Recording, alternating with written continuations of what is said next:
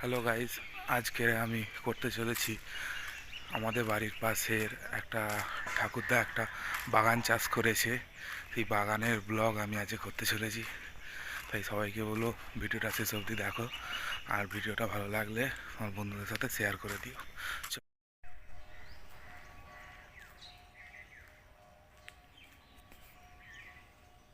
এখন আমি বাগানে চলে এসেছি, এবার ঠাকুরদার সাথে তোমাদের কথা বলিয়ে নেবো। কই ঠাকুরদা, ভালো আছো তো? হ্যাঁ হ্যাঁ ভালো আছি। তা এই যে এত বড় জমিটা হ্যাঁ, তুমি একাই চাষ করে, এটা কত বড় জমি? এটা হচ্ছে 8 কাঠা জমি। 8 কাঠা জমি তুমি একাই একাই চাষ করছি। করেছো? হ্যাঁ, বাহ।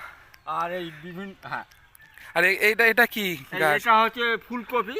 সব ফুলকপি? হ্যাঁ, আচ্ছা। আর এদিকে এদিকে তো মনে হচ্ছে বাঁধাকপি। বাঁধাকপি, ওটা ওলকপি। আচ্ছা, মাঝে মাঝে ওলকপি আছে। হ্যাঁ আবার ওইদিকে দেখলাম বেগুন গাছও আছে। হ্যাঁ, বেগুন আছে, টমেটো আছে, আর ওটা কড়াই শাক।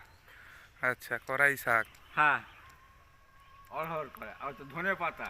ধনে পাতা আছে সেই দিকে। হ্যাঁ তা কদিন সময় লেগেছে? হ্যাঁ, মোটামুটি মাস দেড়েক। তাই ঠাকুরদার এই 1.5 মাসের পরিশ্রমের জন্য বন্ধুরা একটা লাইক তো বানতেই। এবার আমি তোমাদেরকে পুরো বাগানটা ঘুরে দেখাবো, কোথায় কি শাকসবজি চাষ করেছে ঠাকুরদা। প্রথমেই চলে এলাম, ধনেপাতা চাষ করেছে যেখানে দেখতে পাচ্ছ কত ধনেপাতা বসিয়েছে ঠাকুরদা, আর বেশ ভালোও হয়েছে। কাছ থেকে দেখো, হেভি লাগছে দেখতে। সত্যি ঠাকুরদার হাতে জাদু আছে। এবার আমরা দেখব পালং শাক। দেখতে পাচ্ছ পালং শাকগুলো হয়ে এসছে, বেশ কচি কচি পালং শাক। আর সবাই কমেন্টে জানাবে কার পালং শাক দিয়ে ডাল খেতে ভালো লাগে। দেখতে পাচ্ছ শিশির পড়ে রয়েছে এখনও। সকাল 6টার সময় এসে ভিডিও বানাচ্ছি তো তাই জন্য। এবার আমরা দেখব টমেটো গাছ। টমেটো গাছগুলো এখনও ছোট আছে, কারণ এগুলো সবে বসানো হয়েছে। ছোট ছোট টমেটো গাছ।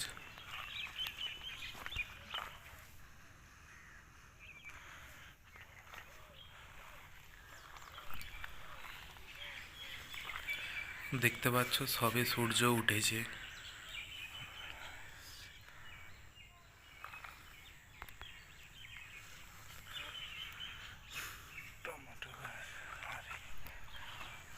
আর এখানে ঠাকুরদা অনেক সবজি তুলেছে বাড়িতে নিয়ে যাওয়ার জন্য।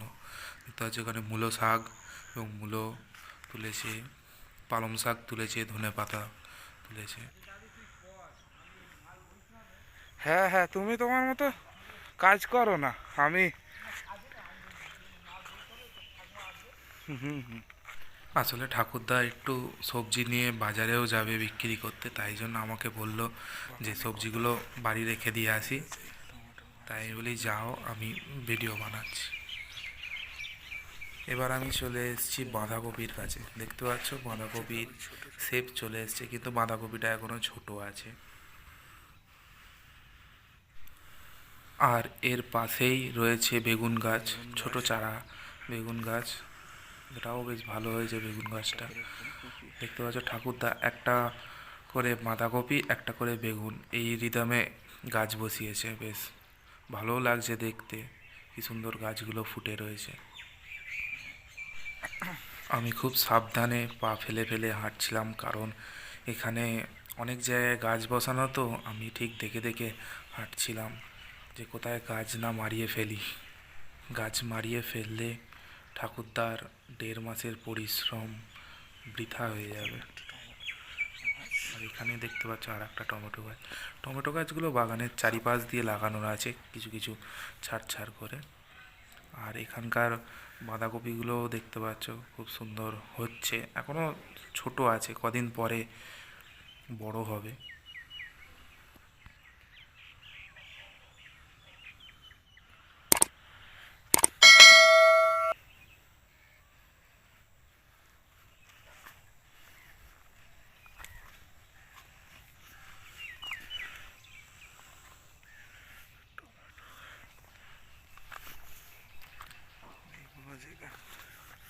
আর এই যে গাছগুলো দেখতে পাচ্ছ এগুলো হচ্ছে ওলকপি গাছ। এগুলো এখন আপাতত ছোট আছে, কদিন পরে বড় বড় ওলকপি দেখা যাবে।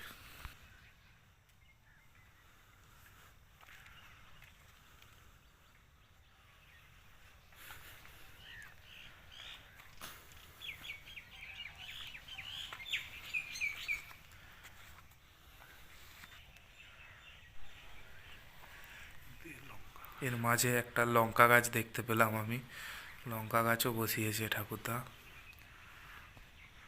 ওদিকে আর একটা আছে, মোটামুটি সব রকমই গাছ বসিয়েছে। আর এইদিকে রয়েছে ফুলকপি গাছ রয়েছে, দেখতেই পাচ্ছ ফুলকপি গাছ।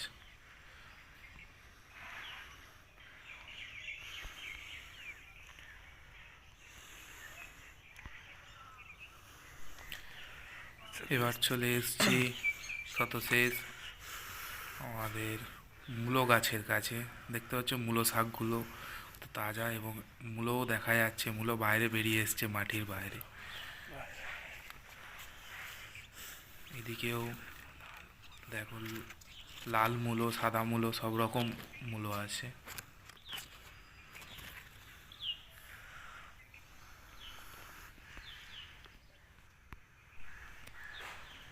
সবশেষে যখন আমার ভিডিও বানানো শেষ হয়ে যায়, তখন আমি বাড়ি চলে যাচ্ছিলাম, তখন ঠাকুরদা ডেকে বলল যে বাড়ির জন্য কিছু মূলো শাক এবং মূলো নিয়ে যেতে।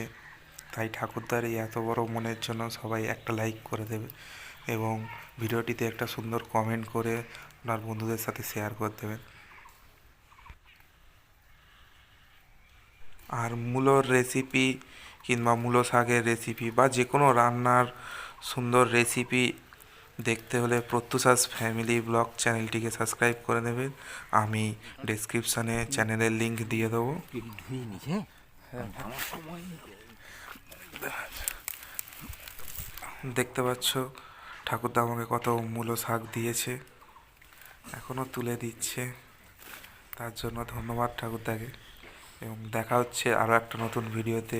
তাই আজকের জন্য টাটা, বাই বাই, জয় হিন্দ। দেখবি কোনে দেখ